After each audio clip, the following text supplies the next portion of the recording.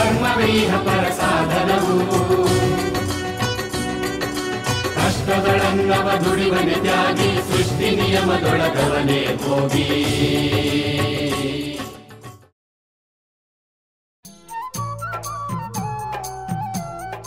ಕೃಷಿ ಪ್ರಧಾನವಾದ ಬೀದರ್ ಜಿಲ್ಲೆಯಲ್ಲಿ ಪ್ರಮುಖವಾಗಿ ಜೋಳ, ಹೆಸರು, ಕಡಲೆ, ಭತ್ತ, ಶೇಂಗಾ, ಗೋಧಿ, ತೊಗರಿ, ಕಬ್ಬು ಹಾಗೂ ಮೆಣಸಿನಕಾಯಿ ಬೆಳೆಗಳನ್ನು ಬೆಳೆಯುತ್ತಿದ್ದಾರೆ. ಇಲ್ಲಿನ ರೈತರು ಸರಾಸರಿ ಕೇವಲ 1.47 ಹೆಕ್ಟೇರ್ ಕೃಷಿ ಜಮೀನನ್ನು ಮಾತ್ರ ಹೊಂದಿದ್ದು 47,697 ಹೆಕ್ಟೇರ್ ಪ್ರದೇಶದಲ್ಲಿ ನೀರಾವರಿ ಬೆಳೆಗಳನ್ನು ಬೆಳೆಯುತ್ತಿದ್ದಾರೆ. ಇತ್ತೀಚೆಗೆ ನಮ್ಮ ದೇಶದಲ್ಲಿನ ಆರ್ಥಿಕ ಸ್ವರೂಪ, ಆಧುನಿಕ ಕೃಷಿ ಪದ್ಧತಿ, ವೈವಿಧ್ಯಮಯ ಮಾರುಕಟ್ಟೆ ಬೇಡಿಕೆ, ರಫ್ತು ಅವಕಾಶಗಳು ಹಾಗೂ ಮಾಹಿತಿ ತಂತ್ರಜ್ಞಾನದಲ್ಲಿ ಹಲವಾರು ಬದಲಾವಣೆಗಳನ್ನು ಕಾಣುತ್ತಿದ್ದೇವೆ. ಈ ದೃಷ್ಟಿಯಿಂದ ಕೃಷಿ ಅಭಿವೃದ್ಧಿಯಲ್ಲಿನ ವಿವಿಧ ಸಮಸ್ಯೆಗಳಿಗೆ ಪರಿಹಾರ ಕಂಡುಕೊಳ್ಳಲು ಅತ್ಯಂತ ಪರಿಣಾಮಕಾರಿಯಾದ ವಿಸ್ತರಣಾ ಸೇವೆಯನ್ನು ಬಲಗೊಳಿಸುವ ಅವಶ್ಯಕತೆ ಹೆಚ್ಚಾಗಿ ಕಂಡುಬಂದಿತು. ಇದರ ಪ್ರತಿಫಲವಾಗಿ ಆತ್ಮ ಅಂದರೆ ಕೃಷಿ ತಂತ್ರಜ್ಞಾನ ನಿರ್ವಹಣಾ ಸಂಸ್ಥೆ ಅಥವಾ ಅಗ್ರಿಕಲ್ಚರಲ್ ಟೆಕ್ನಾಲಜಿ ಮ್ಯಾನೇಜ್ಮೆಂಟ್ ಏಜೆನ್ಸಿ ಎಂಬ ವಿನೂತನ ಮಾದರಿಯ ಕೃಷಿ ತಂತ್ರಜ್ಞಾನ ವಿಸ್ತರಣಾ ಪದ್ಧತಿಯನ್ನು ದೇಶದ ಎಲ್ಲ ರಾಜ್ಯಗಳಲ್ಲೂ ಜಾರಿಗೊಳಿಸಲಾಯಿತು.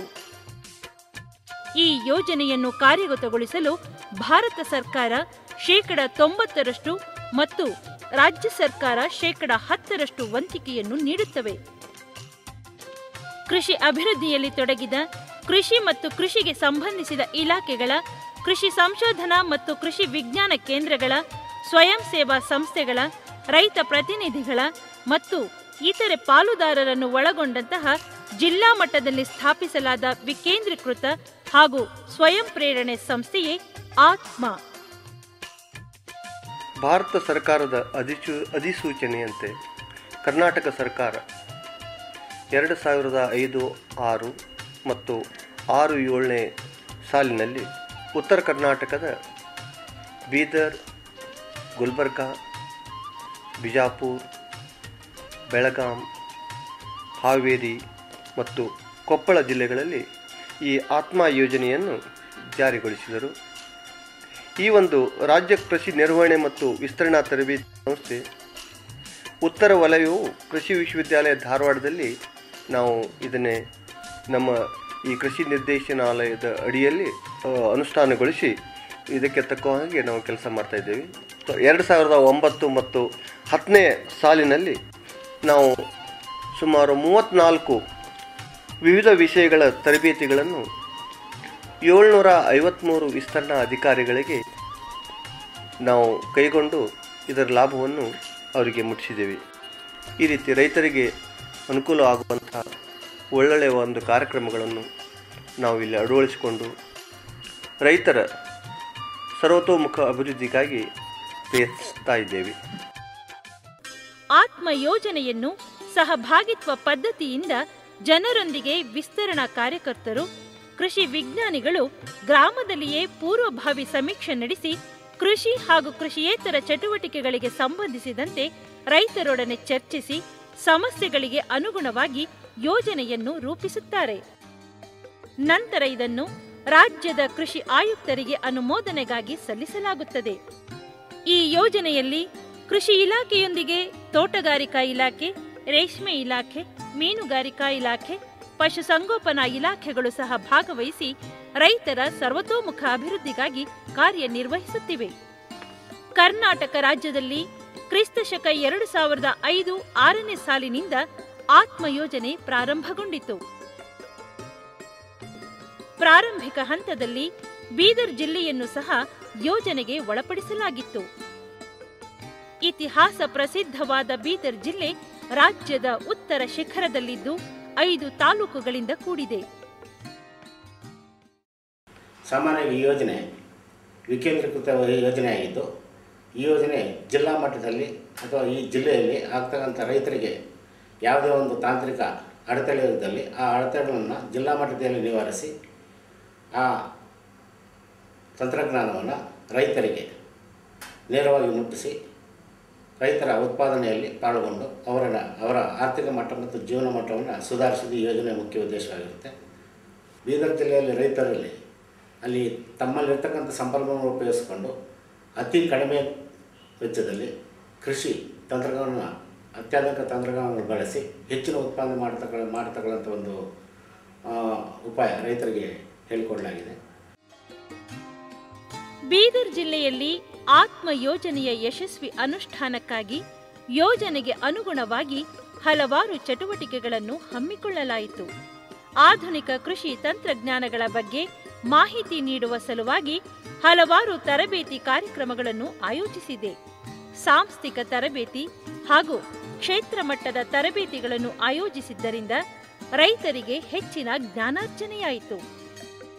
ಆಧುನಿಕ ಕೃಷಿ ಪದ್ಧತಿಗಳ ಬಗ್ಗೆ ಮನವರಿಸಲು ಮಾಹಿತಿ ಅರಿವು ಕಾರ್ಯಕ್ರಮಗಳನ್ನು ಆಯೋಜಿಸಿದೆ.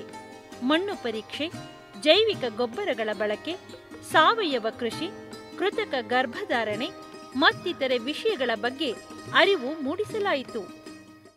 ಬೀದರ್ ಜಿಲ್ಲೆಯಲ್ಲಿ ಮೀನುಗಾರಿಕೆ ಸಲುವಾಗಿ ಸಾಕಷ್ಟು ಅವಕಾಶಗಳು, ಜಲಸಂಪನ್ಮೂಲಗಳಿರ್ತವೆ. 85 ದೊಡ್ಡ ಕೆರೆಗಳಿರ್ತವೆ, 3 ಜಲಾಶಯಗಳಿರ್ತವೆ ಮತ್ತು ಈ ಜಿಲ್ಲೆಯಲ್ಲಿ 14 ಮೀನುಗಾರ ಸಹಕಾರಿ ಸಂಘಗಳಿರ್ತವೆ. ಇದರಿಂದ ಇಲ್ಲಿ ಮೀನುಗಾರಿಕೆ ಸಾಕಷ್ಟು ಅವಕಾಶ ಇದೆ. ಅದರ ಸಲುವಾಗಿ ಸರ್ಕಾರ ಆತ್ಮ ಯೋಜನೆಯೊಳಗೆ ಮೀನುಗಾರರಿಗೆ ಅನುಕೂಲ ಆಗುವಂಥ ಕಾರ್ಯಕ್ರಮಗಳನ್ನು ಹಮ್ಮಿಕೊಂಡಿದೆ. ಅದೇ ರೀತಿ ಮೀನುಗಾರರಿಗೆ ತರಬೇತಿ ಕಾರ್ಯಕ್ರಮವನ್ನು ಹಾಕಿಕೊಂಡಿದ್ದೇವೆ. ಆತ್ಮ ಯೋಜನೆಯ ಅನುಷ್ಠಾನದಲ್ಲಿ ವಿಜ್ಞಾನಿಗಳು, ಇಲಾಖಾ ಅಧಿಕಾರಿಗಳು ಹಾಗೂ ವಿಸ್ತರಣಾ ಕಾರ್ಯಕರ್ತರ ಪಾತ್ರ ಮಹತ್ವವಾದದ್ದು. ಹೀಗಾಗಿ ಈ ಎಲ್ಲ ಸಿಬ್ಬಂದಿ ವರ್ಗಕ್ಕೂ ಹಲವಾರು ವಿಷಯಗಳ ಬಗ್ಗೆ ಕಾರ್ಯಾಗಾರಗಳನ್ನು ಸಮಿತಿಯ ನೇತೃತ್ವದಲ್ಲಿ ಆಯೋಜಿಸಲಾಗಿತ್ತು. ಕ್ಷೇತ್ರೋತ್ಸವಗಳನ್ನು ಏರ್ಪಡಿಸುವುದರ ಜೊತೆಗೆ ಹೊರ ರಾಜ್ಯಗಳಲ್ಲಿ ಹಾಗೂ ನಮ್ಮ ರಾಜ್ಯದ ಇತರೆ ಜಿಲ್ಲೆಗಳಲ್ಲಿ ಕೃಷಿ ಪದ್ಧತಿಗಳ ಅಳವಡಿಕೆಗಳ ಬಗ್ಗೆ ಅಭ್ಯಸಿಸಲು ರೈತರ ಪ್ರವಾಸವನ್ನು ಏರ್ಪಡಿಸಲಾಗಿತ್ತು. ರೈತರ ಕೃಷಿ ಸಮಸ್ಯೆಗಳಿಗೆ ಸ್ಪಂದಿಸುವ ನಿಟ್ಟಿನಲ್ಲಿ ರೈತರ ಮತ್ತು ವಿಜ್ಞಾನಿಗಳ ನಡುವೆ ಚರ್ಚಾಗೋಷ್ಠಿಗಳನ್ನು ಏರ್ಪಡಿಸುವುದು ಆತ್ಮ ಯೋಜನೆಯ ಪ್ರಮುಖ ಚಟುವಟಿಕೆಯಾಗಿದೆ. ಆತ್ಮ ಯೋಜನೆಯಡಿ ವಿವಿಧ ಸಂಸ್ಥೆಗಳ ಸಹಯೋಗದಲ್ಲಿ ಕೃಷಿ ಮೇಳವನ್ನು ಆಯೋಜಿಸಲಾಗಿತ್ತು. ಇಂತಹ ಕೃಷಿ ಮೇಳ ಹಾಗೂ ಜಾನುವಾರು ಮೇಳಗಳು ಬೀದರ್ ಜಿಲ್ಲಾ ರೈತರಿಗೆ ವರದಾನವಾಗಿ ಕಂಡುಬಂದವು. ಆತ್ಮ ಯೋಜನೆಯಲ್ಲಿ ಸಮುದಾಯ ಸಂಘಟನೆಗೆ ಹೆಚ್ಚಿನ ಮಹತ್ವ ನೀಡಲಾಗಿದೆ. ಸ್ವಯಂ ಸೇವಾ ಸಂಸ್ಥೆಗಳ ಸಹಯೋಗದಲ್ಲಿ ವಿವಿಧ ರೈತ ಆಸಕ್ತಿ ಗುಂಪು, ರೈತ ಶಕ್ತಿ ಗುಂಪು ಮತ್ತು ಮಹಿಳಾ ಆಸಕ್ತಿ ಗುಂಪುಗಳ ರಚನೆಯಾಗಿದೆ. ಹೀಗೆ ಆತ್ಮ ಯೋಜನೆಯಡಿ ಅನುಷ್ಠಾನಗೊಂಡ ಹಲವಾರು ಚಟುವಟಿಕೆಗಳಿಂದ ಬೀದರ್ ಜಿಲ್ಲೆ ಸಮಗ್ರ ಅಭಿವೃದ್ಧಿಯತ್ತ ದಾಪುಗಾಲು ಹಾಕಿದೆ. ಅನೇಕ ರೈತರು ಯೋಜನೆಯ ಪ್ರಯೋಜನ ಪಡೆದು ಸ್ವಾವಲಂಬಿ ಕೃಷಿ ಜೀವನ ನಡೆಸುತ್ತಿದ್ದಾರೆ. ತೊಗರಿಯಲ್ಲಿ ನಾಟಿ ಪದ್ಧತಿ ಅಳವಡಿಸಿದ ರೈತರ ಯಶೋಗಾಥೆಯನ್ನ ನೋಡೋಣ. ಒಕ್ಕಲಿಗರ ಮುದ್ದಣ್ಣ ಮುದ್ದವ್ವೆ ವಿಷಮುಕ್ತ ಕೃಷಿ ಕ್ಷೇತ್ರ. ಹೆಸರಿಗೆ ತಕ್ಕಂತೆ ಸಮಾಜಕ್ಕೆ ವಿಷಮುಕ್ತ ಆಹಾರ ಒದಗಿಸುವ ಬಯಕೆಯಿಂದ ತಮ್ಮ ಕ್ಷೇತ್ರವನ್ನು ಸಂಪೂರ್ಣ ಸಾವಯವಕ್ಕೆ ಮಾರ್ಪಡಿಸಿದ್ದಾರೆ.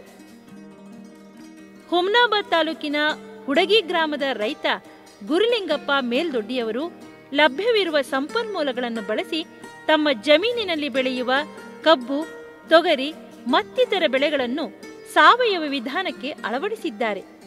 ಕೃಷಿ ವಿಜ್ಞಾನ ಕೇಂದ್ರದ ವಿಜ್ಞಾನಿಗಳ ತಾಂತ್ರಿಕ ನೆರವಿನಿಂದ ತೊಗರಿಯಲ್ಲಿ ನಾಟಿ ಪದ್ಧತಿ ಅಳವಡಿಸಿ ಯಶಸ್ವಿಯಾಗಿದ್ದಾರೆ. ಬಿತ್ತನೆ ಬೀಜಗಳಿಗೆ ಬೀಜೋಪಚಾರ, ಸಮಗ್ರ ಪೋಷಕಾಂಶ ನಿರ್ವಹಣೆ, ಸಮಗ್ರ ಕೀಟ ನಿರ್ವಹಣೆ ವಿಧಾನಗಳನ್ನು ಅನುಸರಿಸಿದ್ದಾರೆ.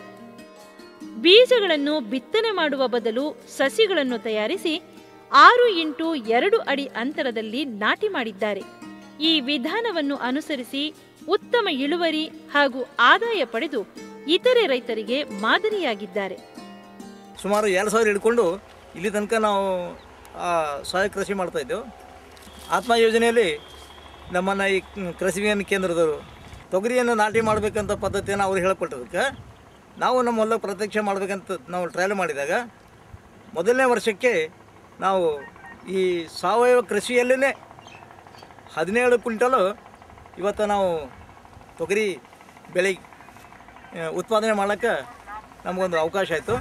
ಹಳೆಯ ಪದ್ಧತಿ ನಾಟಿ ಮಾಡಿದಾಗ ಸುಮಾರು 1 ಎಕರೆಕ್ಕೆ 3 ಕಿಲೋ 4 ಕಿಲೋ 5 ಕಿಲೋ ಸುಮಾರು ಬೀಜ ನಾವು ಹಾಕ್ತಾಯಿದ್ದೆವು. ಅದರಿಂದ ನಮಗೆ ಬರ್ತಕ್ಕಂಥ ಇಳುವರಿ ಸುಮಾರು 4 ಕ್ವಿಂಟಲ್ 5 ಕ್ವಿಂಟಲ್ 6 ಕ್ವಿಂಟಲ್ ಚಲೋ ಅಂದ್ರೆ 6 ಕ್ವಿಂಟಲ್ ಬರ್ತಿತ್ತು. ಅದಕ್ಕೆ ಒಂದು 4,000 ರೂಪಾಯಿಗೂ ಒಂದು ಕ್ವಿಂಟಲ್ ನಾವು ಮಾರಾಟ ಮಾಡಿದಾಗ 24,000 ನಮಗೆ ಒಟ್ಟು ಆದಾಯ ಬರ್ತಾಯಿತ್ತು. ಇವತ್ತು ನಾವು 17 ಕ್ವಿಂಟಲ್ ಇಳುವರಿ ಪಡೆದಾಗ ನಮಗೆ 68,000 ರೂಪಾಯಿ ನಮಗೆ ಆದಾಯ ಬರ್ತದೆ. ನಾಟಿ ಪದ್ಧತಿ ತಾಂತ್ರಿಕತೆಯಲ್ಲಿ ಹೆಚ್ಚಿನ ಇಳುವರಿ ಪಡೆಯುವ ಅವಕಾಶಗಳನ್ನು ಕಂಡುಕೊಂಡ ಜಿಲ್ಲೆಯ ರೈತರು ಹೆಚ್ಚಿನ ಸಂಖ್ಯೆಯಲ್ಲಿ ಈ ತಾಂತ್ರಿಕತೆಯನ್ನು ಅಳವಡಿಸಿಕೊಳ್ಳುತ್ತಿದ್ದಾರೆ. 2009-10ನೇ ಸಾಲಿನಲ್ಲಿ ಜಿಲ್ಲೆಯಲ್ಲಿ ಸುಮಾರು 4,000 ಹೆಕ್ಟೇರ್ ಪ್ರದೇಶದಲ್ಲಿ ನಾಟಿ ಪದ್ಧತಿಯ ತೊಗರಿ ಬೆಳೆ ಬೆಳೆಯುತ್ತಿದ್ದಾರೆ.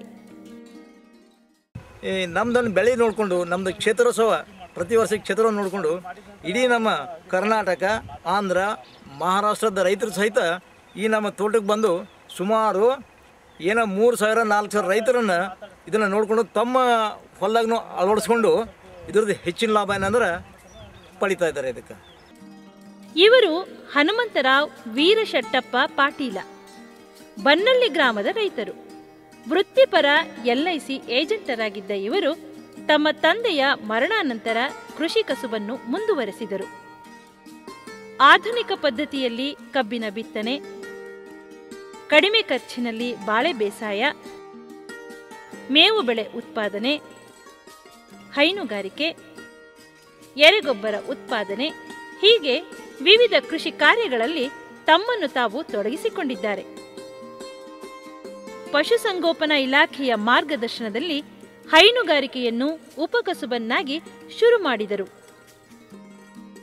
ಈಗ ನಾವು ಒಕ್ಕಲ್ತನ ಕಡೆ ಬಂದ ನಂತರ 8 ವರ್ಷ ಆಯ್ತು ಸರ್. ಆ 8 ವರ್ಷದಲ್ಲಿ ನಾನು ಸ್ಟಾರ್ಟಿಂಗ್ನಲ್ಲಿ ಹಿಂಗೆ ನಾನು ಒಕ್ಕಲ್ತನ ಮಾಡ್ತಾ ಇರುವಾಗ ಹಸುಗಳು ಸಲ್ಬೇಕಂತೇಳಿ ನನಗೆ ಡಾಕ್ಟ್ರ್ ಪರಿಚಯ ಆದರು. ಡಾಕ್ಟ್ರ್ ಬಳಿ ಹೋಗಿ ನಾನು ಕುಂತ ಹಿಂಗೆ ಹಸುಗಳು ಸಲ್ರಿ, ಹಸುಗಳಿಂದ ಆದಾಯ ಚಲೋ ಬರ್ತದೆ, ಭೂಮಿ ವ್ಯವಸಾಯ ಸರಿ ಆಯ್ತದ ಅಂತ ಹೇಳಿದಾಗ ನಾನು ಹಸುಗಳು ಮೊದಲು 4 ಆಕಳು ತಂದೆ ಸರ್. ತಂದ ನಂತರ ಅದ್ರದ್ದು ನಮ್ಗೆ ಅಭಿರುಚಿ ಜಾಸ್ತಿ ಬಿತ್ತು ಸರ್. ಅದು ಹಾಲು ಕೊಡೋದು ದುಡ್ಡು ಹೊಡ್ತು, ನಮ್ಮ ಖರ್ಚಿಗೆಲ್ಲ ದುಡ್ಡು ಉಳಿಯಿತು, ಮತ್ತು ಅದ್ರ ಗೊಬ್ಬರ ಉಳಿಯಿತು. ಅದು ಆದ ನಂತರ ಮತ್ತೊಂದು 10 ಎಮ್ಮಿಗಳು ತಂದು ಸರ್, ಬ್ಯಾಂಕ್ ಲೋನ್ ಮಾಡ್ಕೊಂಡು 2 ಲಕ್ಷ ರೂಪಾಯಿ ಮಾಡ್ಕೊಂಡು SBI ಚುರುಗುಪ್ಪನಿಂದ ತಂದ ನಂತರ ಅದರಿಂದ ಅದರ ಆದಾಯ ಇದರ ಆದಾಯ ಚಲೋ ಆಗಿ ಬ್ಯಾಂಕ್ ಲೋನು ಸರಿಯಾಗಿ ಬಂದಿದೆ ಸರ್. ಸ್ಟಾರ್ಟಿಂಗ್ನಲ್ಲಿ ನಾವು ಹಾಲಿನ ಆದಾಯ ಬರ್ತಕ್ಕಂಥದ್ದು ನಾವು ಇಲ್ಲೇ ಸೊಸೈಟಿ ಕೊಡ್ತೀವಿ. ಒಂದು ವಾರಕ್ಕೆ ಏನಾರ ಇಲ್ಲ 1,500 ರೂಪಾಯಿ ಬರ್ತದೆ. ಅದೇ ಥರ ವರ್ಷಕ್ಕೆ ನಮಗೇನೋ 1.5 ಲಕ್ಷ 1,75,000 ಸರಿ ಬರ್ತಾರೆ. ಹೈನುಗಾರಿಕೆಗೆ ಬೇಕಾದ ಮೇವನ್ನು ಇಲಾಖೆಯ ತಾಂತ್ರಿಕ ನೆರವಿನಿಂದ ತಮ್ಮ ಜಮೀನಿನಲ್ಲೇ ಬೆಳೆದು ರಾಸುಗಳಿಗೆ ಪೂರೈಸುತ್ತಿದ್ದಾರೆ. ಹೈನುಗಾರಿಕೆಯಿಂದ ಬರುವ ಸಗಣಿ ಹಾಗೂ ಇತರೆ ತ್ಯಾಜ್ಯಗಳಿಂದ ವಾರ್ಷಿಕ 70-80 ಟನ್ ಎರೆಗೊಬ್ಬರ ಉತ್ಪಾದನೆ ಮಾಡುತ್ತಾರೆ. ಮೊದಲು ಚಪ್ಪರ ಹಾಕೊಂಡು ಎರಡು ವರ್ಷ ಚಪ್ಪರ ಹಾಕೊಂಡು ಮಾಡಿದೆವು. ಅದು ಒಳ್ಳೇದು ಅನ್ಸೋದು. ಒಳ್ಳೇದು ಅನ್ಸೋದ್ರ ನಂತರ ನಾವು ಏನಪ್ಪ ಹಾರ್ಟಿಕಲ್ಚರ್ ಆಫೀಸರ್ ಭೇಟಿ ಆದ ನಂತರ ಅವರು ಒಂದು ಸ್ಕೀಮ್ ಹೇಳಿದ್ರು ಸರ್.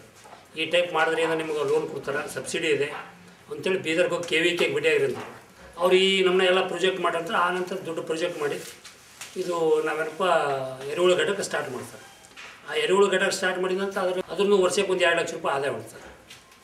ಗೊಬ್ಬರ ಉತ್ಪಾದನೆಯಲ್ಲಿ ತಮ್ಮ ಮನೆಯ ಸದಸ್ಯರೆಲ್ಲ ಭಾಗವಹಿಸುತ್ತಾರೆ. ಇದರಿಂದ ಆಳುಗಳ ಖರ್ಚು ಕಡಿಮೆಯಾಗಿದೆ. ನಮ್ಮಲ್ಲೆಲ್ಲ ನಾವು ಮನೆಯವರೇ ಮಾಡ್ಕೊಂಡ್ರೆ ಉಳಿತಾಯ ಜಾಸ್ತಿ ಇರ್ತವೆ. ಅದ್ರ ಲೇಬರ್ ಇದ್ದರೆ ವರ್ಷಕ್ಕೊಂದು ಲೇಬರ್ಗೊಂದು 45,000 ಹೋಗೋದ್ರಿ, ಬಾಕಿದು ನೆಟ್ ಅಮೌಂಟ್ ಉಳಿತದೆ. ಇದರಿಂದ ಬೆಳೆ ಉತ್ಪಾದನಾ ಖರ್ಚು ಕಡಿಮೆಯಾಗಿ ಹೆಚ್ಚಿನ ಲಾಭ ಪಡೆಯುವಲ್ಲಿ ಸಫಲರಾಗಿದ್ದಾರೆ. ಈ ಬಾಳೆ ಬೆಳಿತಿದ್ದೇವೆ ರೀ.